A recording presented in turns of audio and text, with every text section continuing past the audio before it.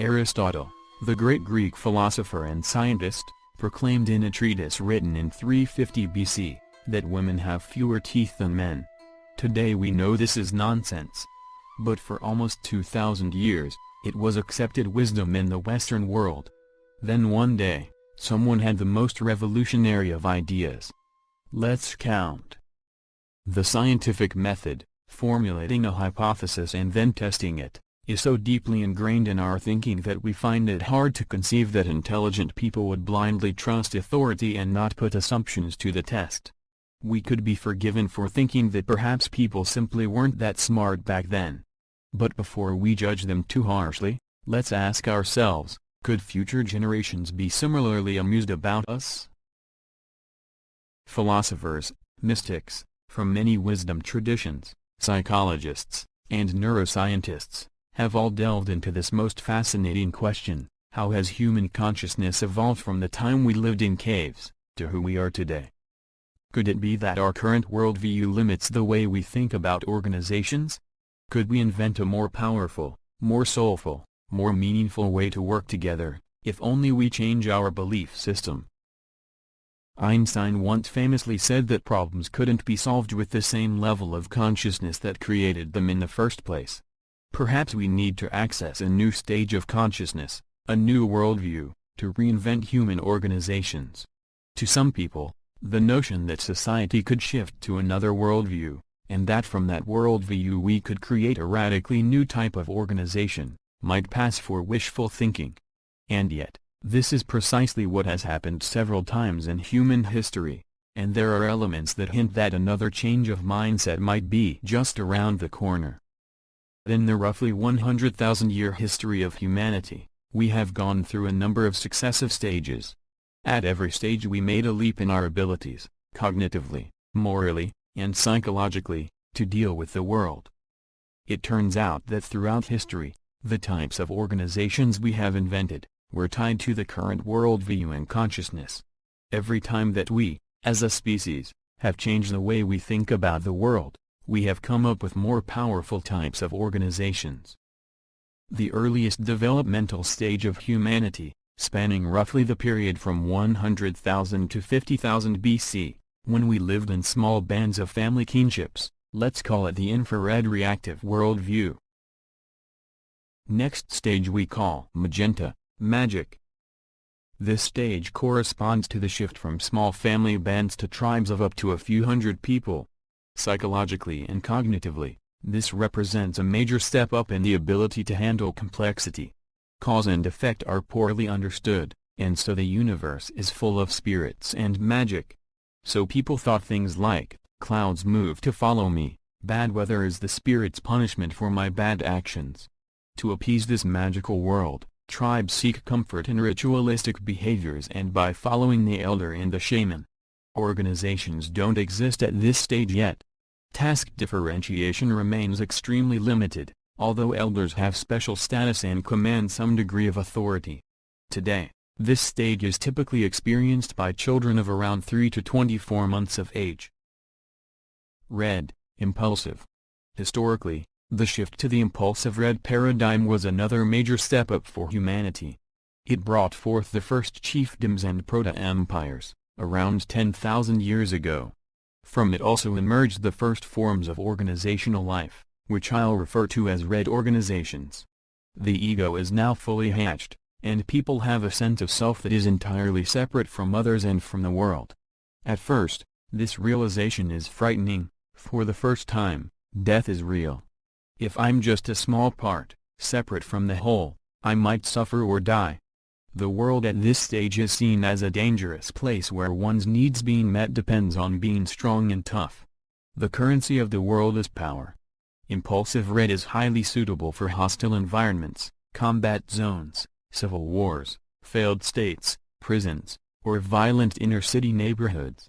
The chief of a red organization must demonstrate overwhelming power and bend others to his will to stay in position. The minute his power is in doubt, someone else will attempt to topple him. To provide some stability, the chief surrounds himself with family members, who tend to be more loyal, and buys their allegiance by sharing the spoils. Amber, conformist.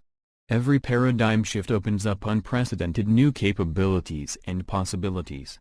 When conformist amber consciousness emerged, humankind leaped from a tribal world subsisting on horticulture, to the age of agriculture, states and civilizations, institutions, bureaucracies, and organized religions.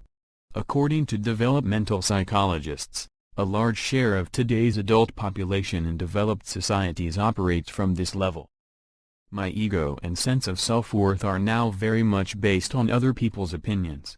I will strive for approval, acceptance, and belonging in my social circle. People at this stage internalize group norms, and the thinking is dominated by whether one has the right appearance, behaviors, and thoughts to fit in. The dualistic thinking of red is still present, but the individual, my way or your way, is replaced with a collective us, or them. The conformist amber worldview is static. There are immutable laws where things are either right or wrong. Do what's right and you will be rewarded, in this life or the next. Do or say the wrong things, and you will be punished or even rejected from the group, and possibly suffer in the afterlife. It can be unpleasant, to say the least, to be a woman, a homosexual, an untouchable, or a free thinker in a conformist amber society. In red organizations, power structures are in constant flux as personalities jockey for influence. Conformist amber organizations bring stability to power, with formal titles, fixed hierarchies, and organization charts. In milder forms, today's amber organizations, which often come in the form of religious organizations, public schools, and the military, still have lifetime employment as their implicit or explicit norm, and for many of their employees, social life revolves heavily around their work life. For those who feel unfulfilled in amber organizations and decide to leave, it is often a painful process, leaving an old life with all former connections and family bands, and having to reinvent a new one. Orange, achievement. In orange, the world presents a new face. We see it no longer as a fixed universe governed by inflexible rules, but as a complex clockwork, whose inner workings and natural laws can be investigated and understood. There is no absolute right and wrong. There are some things that work better than others. Effectiveness replaces morals as a yardstick for decision-making. The better I understand the way the world operates, the more I can achieve. The best decision is the one that results in the highest outcome. With this cognitive capacity, one can question authority, group norms, and the inherited status quo. In the Western world, achievement orange thinking started to poke holes in the conformist amber world during the Renaissance, but it was at first confined to a very small minority, primarily scientists and artists. With the Age of Enlightenment and the Industrial Revolution, orange thinking emerged on a broader scale within educated circles. After the Second World War, a more significant percentage of the population in the Western world shifted to the achievement orange worldview. Today, orange is the dominating view of the world for most leaders in business and politics. The breakthrough in terms of freedom is real. Managers and employees are given room to exercise their creativity and talent, and the latitude to figure out how they want to reach their objectives, which can make work considerably more interesting. Experience shows that unfortunately, orange organizations don't always deliver on the promise of management by objective. The fears of the ego often undermine good intentions. Take the notion that decisions need to be pushed down to foster innovation and motivation. This makes perfect sense for leaders operating from achievement orange. But in practice, leaders fear to give up control trumps their ability to trust, and they keep making decisions high up that would be better left in the hands of people lower in the hierarchy. Orange organizations have adopted the revolutionary premise of meritocracy. In principle, anybody can move up the ladder, and nobody is predestined to stay in his position. The mailroom boy can become the CEO, even if that boy happens to be a girl or has a minority background. It is hard to overstate the historical significance of the idea of meritocracy. It is a breakthrough in social fairness. Achievement orange thinks of organizations as machines, a heritage from the industrial age. The engineering words we use to talk about organizations reveals how deeply we hold this metaphor in the world today. We talk about units and layers, inputs and outputs, efficiency and effectiveness, pulling the lever, information flows and bottlenecks, re-engineering and downsizing. Leaders and consultants design organizations. Humans are resources that must be carefully aligned on the chart, like cogs in a machine. As with any new paradigm, the more light it shines, the more shadow it can cast. One of Orange's shadows is innovation gone mad. With most of our basic needs taken care of, businesses increasingly try to create needs, feeding the illusion that more stuff we don't really need, more possessions, the latest fashion, a more youthful body, will make us happy and whole. We increasingly come to see that much of this economy based on fabricated needs is unsustainable from a financial and ecological perspective. We have reached a stage where we often pursue growth for growth's sake. In light of the corporate scandals of the last decade, some would add that the most obvious problem of the modern organization is individual and collective greed. A small circle of CEOs grant themselves ever higher salaries, they lobby government for favorable rules, play off governments to pay little or no taxes, and merge in a frenzy to dominate their industries, and abuse their power over suppliers, customers, and employees. The Achievement Orange paradigm replaces Amber's absolute truth of right and wrong with another standard, what works and what doesn't. The pluralistic Green worldview holds that this idea is still too simplistic. There is more to life than success or failure. Pluralistic Green is keenly aware of Orange's shadow over people and society, the materialistic obsession, the social inequality, and the loss of community. Ken Wilber puts it this way. With the shift to reason and world-centric morality, we see the rise of the modern liberation movements, liberation of slaves, of women, of the untouchables. Not what is right for me or my tribe, or my mythology, or my religion, but what is fair and right and just for all humans, regardless of race, sex, caste or creed. And thus, in a mere 100-year period, stretching roughly from 1788 to 1888, slavery was outlawed and eliminated from every rational industrial society on earth. In both the egocentric, red, and ethnocentric, amber, moral stance, slavery is perfectly acceptable, because equal dignity and worth are not extended to all humans, but merely to those of your tribe or your race or your chosen god. But from a post-conventional stance, slavery is simply wrong, it is simply intolerable. For almost identical reasons, we would see the rise of feminism and the women's movement on a culture-wide scale. Let us remember that in the Greek democracies, 1 out of 3 people were slaves, and women and children virtually so. The agrarian base cannot support emancipation of slaves.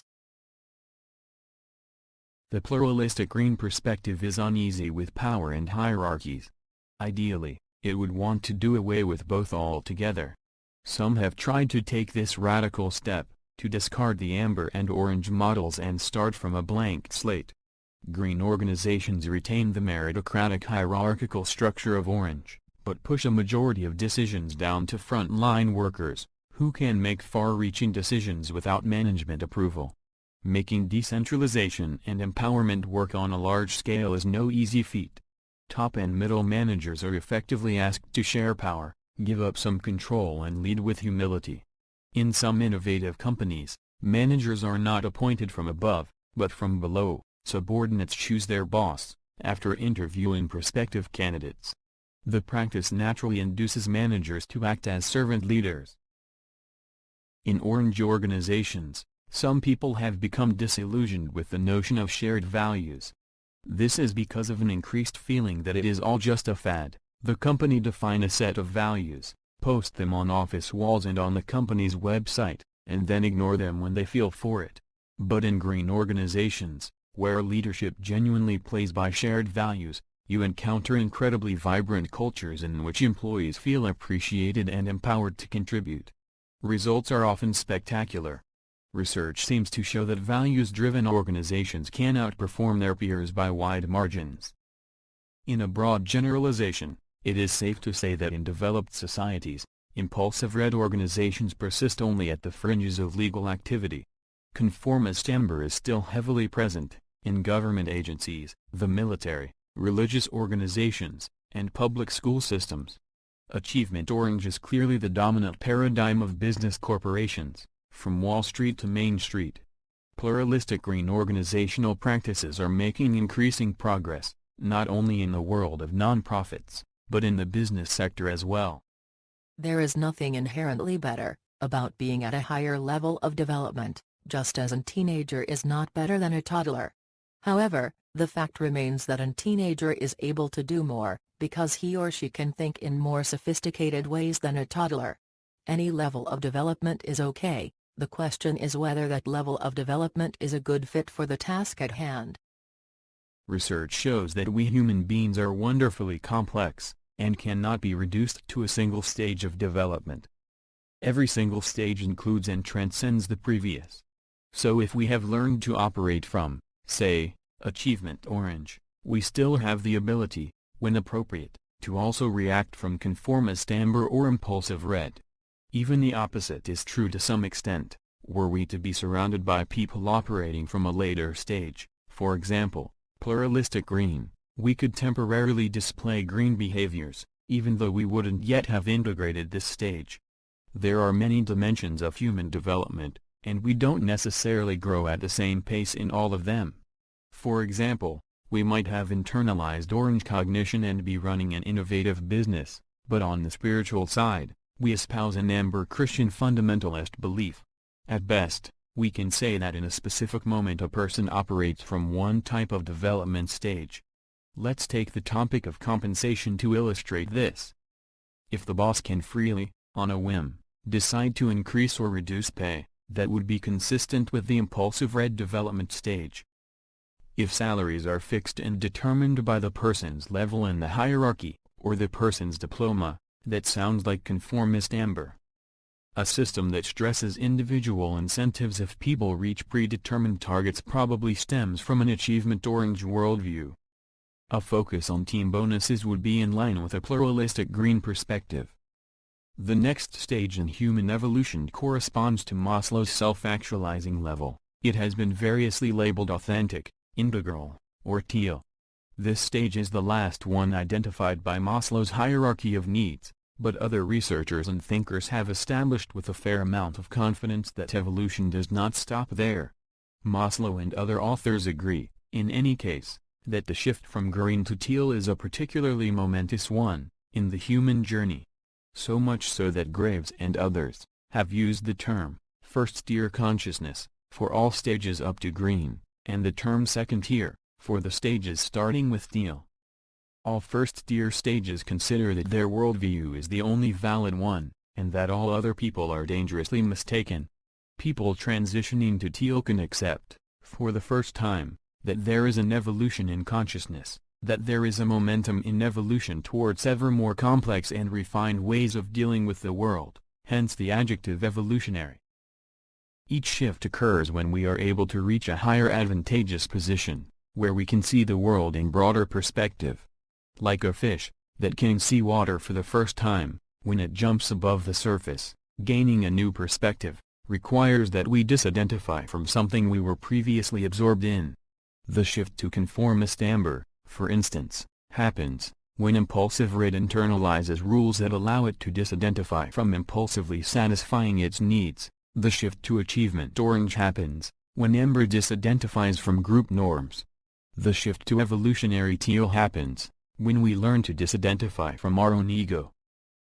By looking at our ego from a distance, we can suddenly see how its fears, ambitions, and desires often run our life.